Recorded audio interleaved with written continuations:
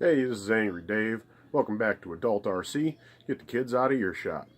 Last time we were working on scaling up the UDR and we left off with some painted brake parts. So we're going to get a quick flash of what they looked like unpainted and then jump back into what they look like now and keep scaling this bitch up.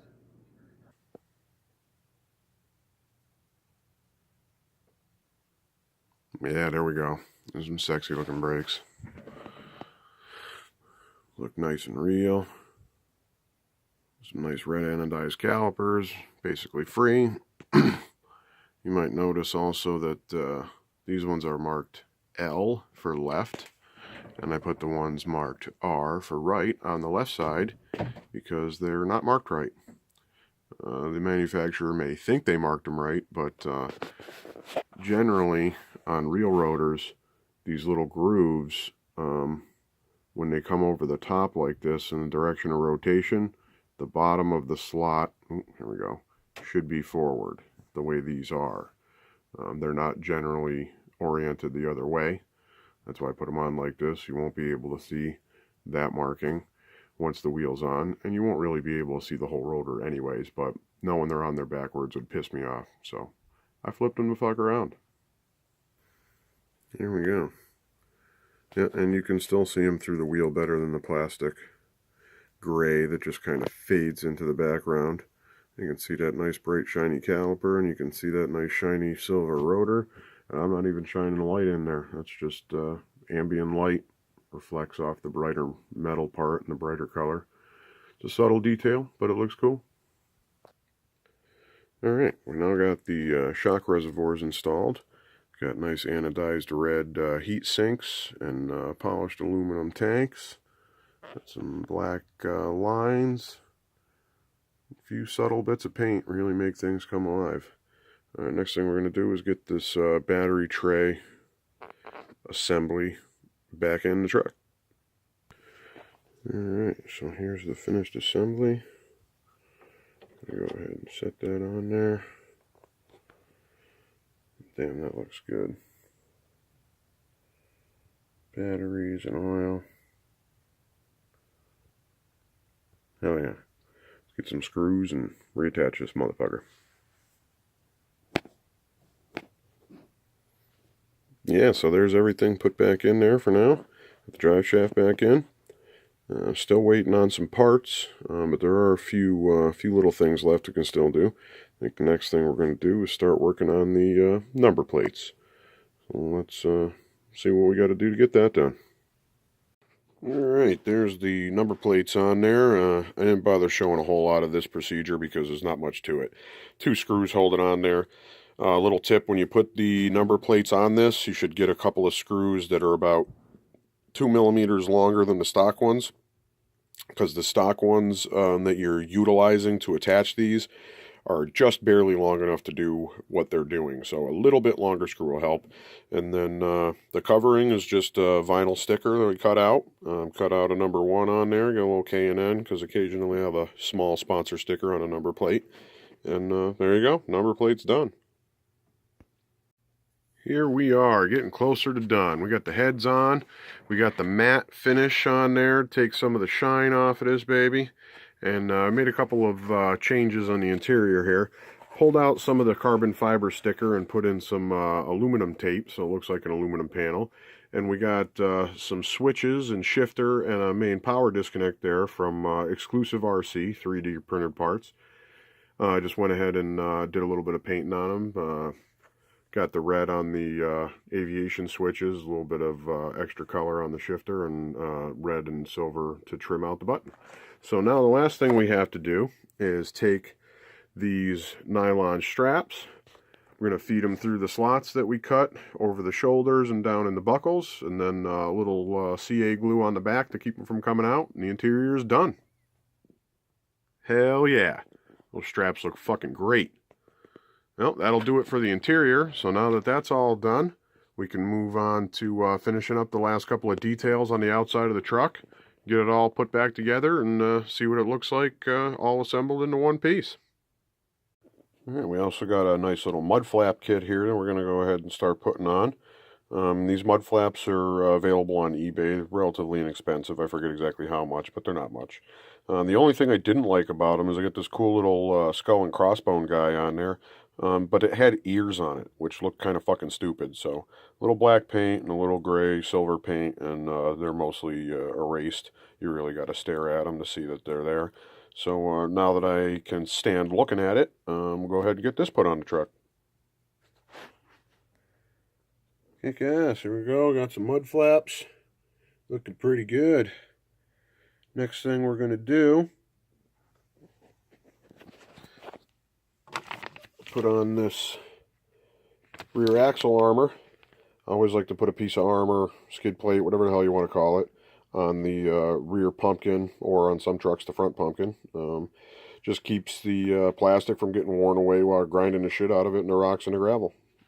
Not really too much to this one either, so the simpler shit here I'm just going to throw on and then show you installed. I'm pretty sure you all know how to turn a screw. And there we go with the axle armor on there. Looks pretty good. Piece of stainless steel. That should keep us from grinding through the bottom of the differential. Next thing we're going to do is get the spare tires back on here. And I got a nice set of straps to hold them down, make it look like they're strapped in there so it's not just held on with a nut. Adds another element of realism, and that's what we're going for. So there's the tire straps. There's a whole bunch of different styles of tire straps available for this, but I picked these ones because I think they look the best. They came in red with some nice white lettering on there, and they got some buckles and rings and things on there that make them look very complete and very real once they're installed. So let's get to strapping these bitches on. There's one installed and screwed back on there. Man, that thing looks great. Got a little buckle on the back there, and got a couple of edge buckles and King of the Hammers printed on there. That's pretty fucking cool. I like it. So to get that on there, it basically looks the same on the bottom as it does on the top. It's got another one of these rings, and it's got these metal buckles. So you just put it on the tire, cinch it down tight, and get it all positioned the way you want it. Make sure this is off-centered on the back side so that this post can come up where it's supposed to. Snug it down and just screw the wheel back on. Works pretty good. Stick the screw in there and drop it, and then you can put your tool right down through that center ring and tighten it on. Get the other one on and see how good it looks with both. There's both tire straps and both tires put back on, looking good. They look great. It's amazing how much little details like that do for a vehicle. So the next thing we're going to do is we're going to put on these GC Racing diamond plate panels. Go up here in the wheel well areas. I'm not going to do, I think they make diamond plate stuff for all these panels too, but those are going to be covered under the body. This area will actually be visible through the wheel well a little bit, so go ahead and stick them in there. They're just backed with 3M adhesive. You just peel and stick, nothing to it. Hell yeah, those things look pretty good. It's a little bit rough getting the adhesive shit lined up and getting them dropped on there straight, but man, they look pretty good. They're going to be a bit of a background detail once the body's on there, but a keen eye will spot them in there behind the tire. And for now, they look fucking nice. Nice and shiny. Take them outside and fucking sandblast them to death. They'll look like shit in no time. Alright, on to the next thing.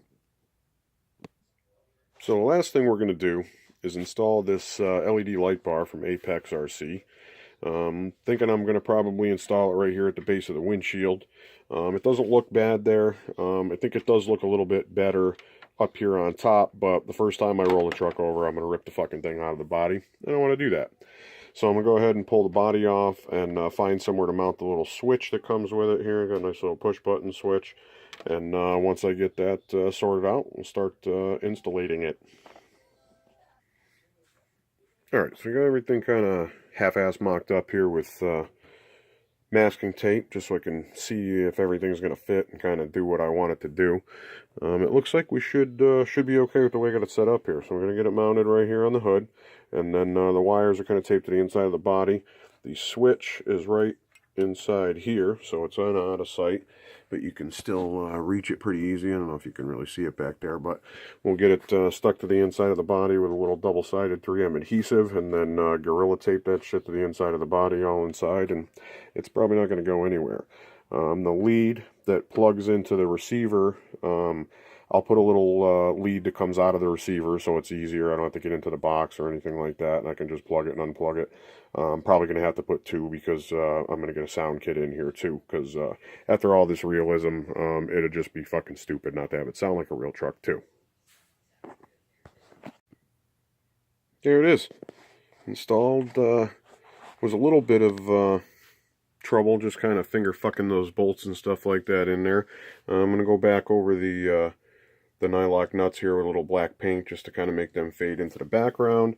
And then inside the body here, we got everything Gorilla taped in place. Got the switch mounted right over here inside the window. And we got the lead here we can plug in when we put the body back on. Luckily, the UDR is a pretty much permanently installed body, so it won't be coming on and off. But it's nice to have the option to unplug it, get the body out of the way, so you don't have to fuck around with wires. So the next thing we're going to do is we're going to get rid of these hood pin stickers and make some actual hood pins. And then down on the side here, right in front of the back wheel, thinking somewhere in this neighborhood. We'll see if that's where it actually lands, but going to cut the body open and get a little bit of an exhaust pipe going. Probably do one on the other side too, with just a little bit of a metal surround. They usually put some kind of sheet metal around where the exhaust pipe's going to stick through, just so it doesn't burn the body and stuff like that. So I know they make a 3D printed version of that, but that's some stuff I'm willing to do with 3D printed parts, and some stuff I'm not. That's not going to look that great. I think it'll look a lot better if I use some real metal parts to fabricate it. So let's get out some metal and some pipe and see what we can come up with. Alright, so here we go with the parts we're going to use to make the hood pins. I was going to try to cut out some sheet metal, but that just sounded like way more fucking work than it was really worth to get a imperfect circle and off-centered holes and all that kind of nonsense. So a couple of washers ought to do just fine. They fit really nice on these body posts. So we'll use the big clips that are in there to kind of hold them in place from the back side. And I'm also going to cut them off right about there. And then we'll use these smaller guys right here on the outside to be a little bit more the correct size. And that should work out pretty good. Once everything's cut and ready to rock and roll, we're going to paint those posts silver, put a little bit of clear on them so that the mirror chrome holds up. And then we'll probably wire, brush, or wheel, or whatever the black coating off those so that they're silver as well.